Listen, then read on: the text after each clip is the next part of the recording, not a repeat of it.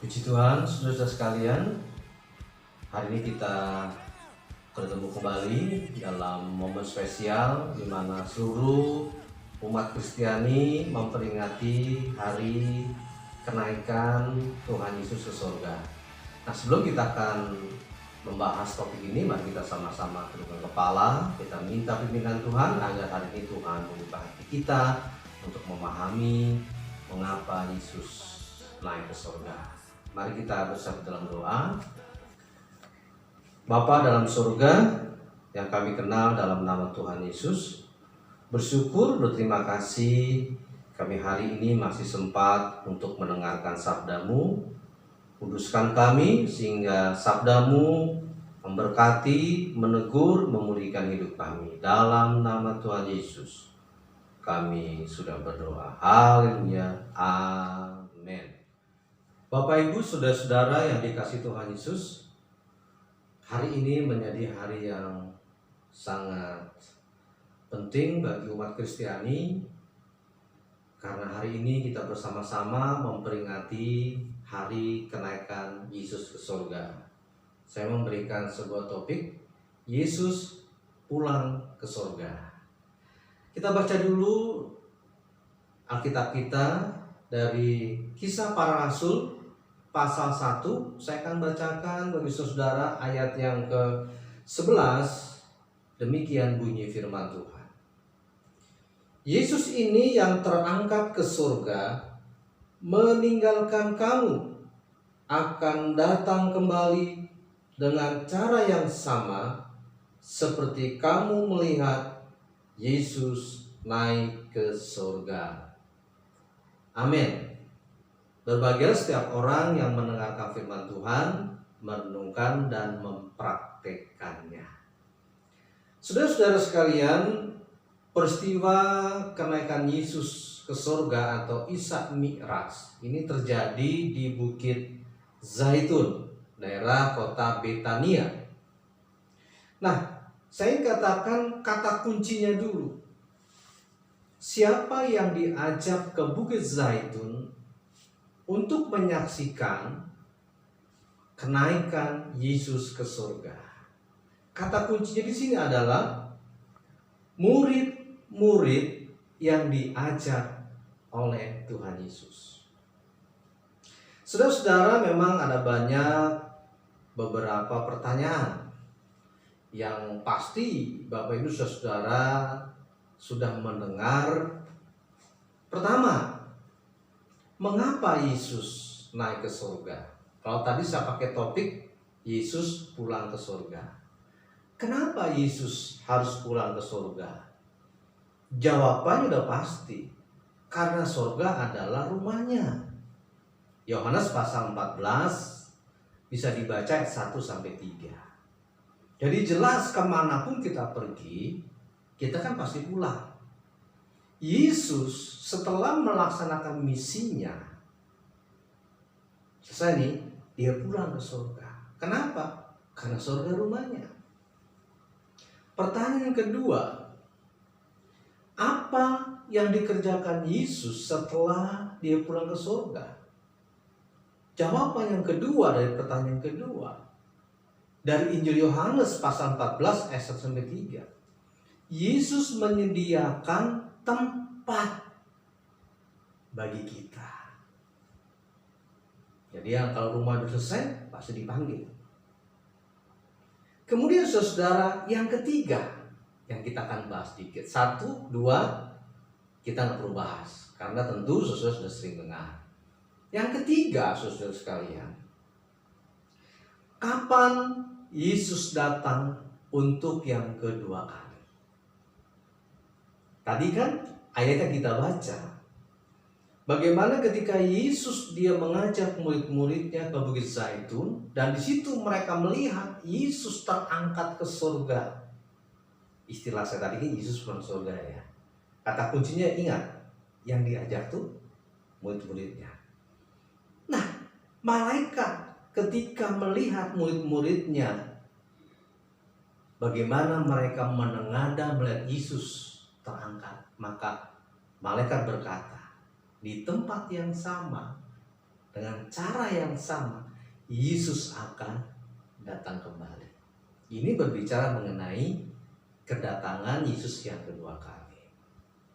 Timbul pertanyaan, memang Yesus pernah datang pertama? Ya jelas dong. Cuma tujuannya beda. Ketika Yesus datang yang pertama ke dunia, misinya adalah Yohanes 3:16, menyelamatkan manusia yang berdosa sejak Adam dan Hawa. Tapi nanti kedatangan yang kedua, Yesus itu akan memisahkan domba sebelah kanan, kambing sebelah kiri. Nah, saudara bisa membaca dari Injil Matius pasal 25 ayat 31 sampai 46.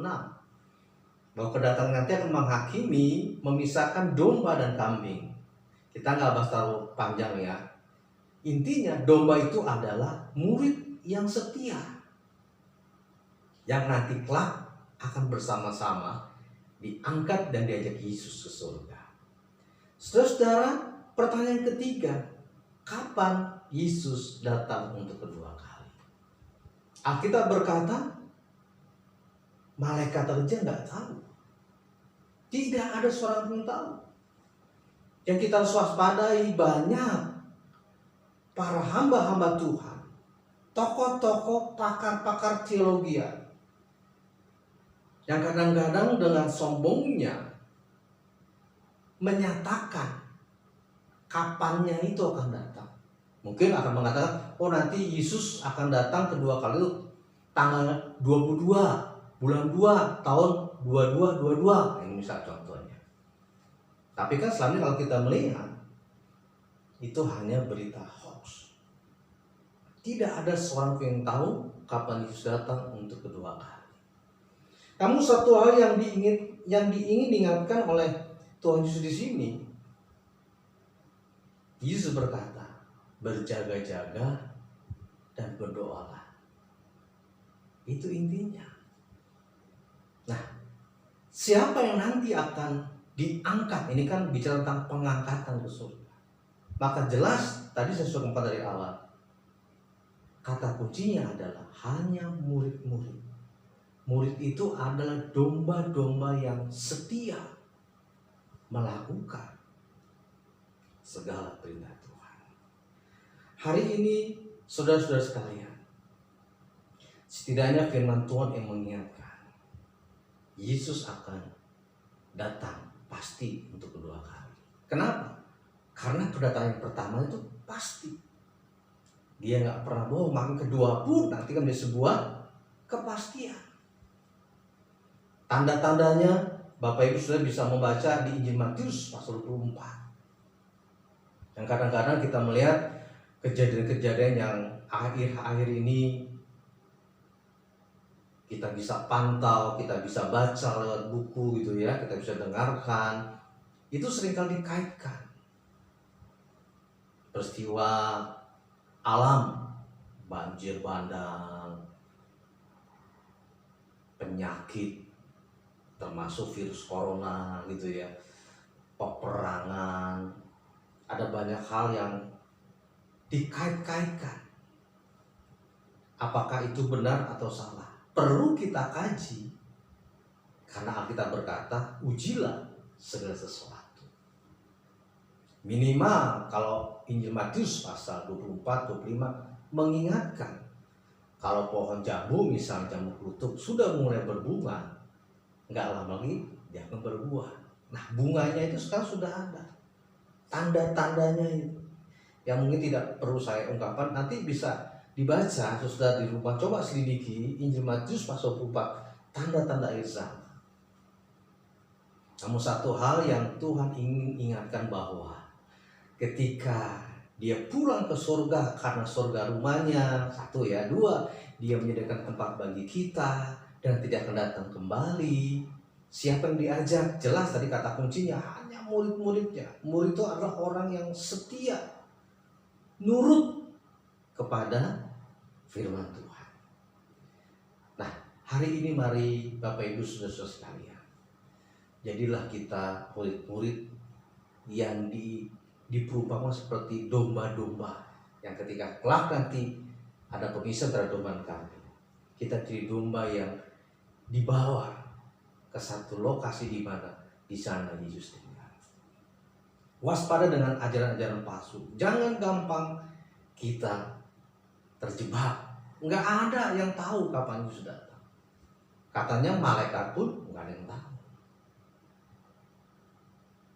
Ingat ya, yang Yesus ingatkan kepada kita, berjaga-jaga dan berdoalah, tetap setia dengan Tuhan. Bapak Ibu, saudara-saudara sekalian, setelah Yesus naik ke surga, Yesus akan mengirimkan Roh Kudus untuk memberikan kita kemampuan tetap setia dengan Tuhan. Tuhan memberkati. Immanuel. Amin. Mari kita sama-sama tunduk kepala dan kita akan berdoa. Terima kasih Tuhan untuk sabda-Mu yang memberikan kepada kami hikmat bahwa Engkau pasti akan datang untuk yang kedua kali. Engkau sudah pulang ke surga, menyediakan tempat bagi kami.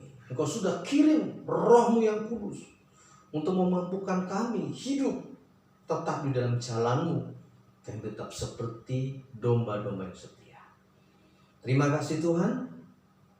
Maka ibadah kenaikan-Mu ke surga hari ini kami peringati dan kami tutup dengan penuh ungkapan syukur dalam satu nama, nama Tuhan kami Yesus Kristus. Haleluya. Dan kini jemaat yang dikasih Tuhan Yesus, terimalah berkat dari Allah Bapa, cinta kasih sayang dari Tuhan Yesus Kristus, urapan dan Roh Kudus menyertai kita hari ini sampai selama-lamanya. Immanuel, Allah beserta kita. Amin.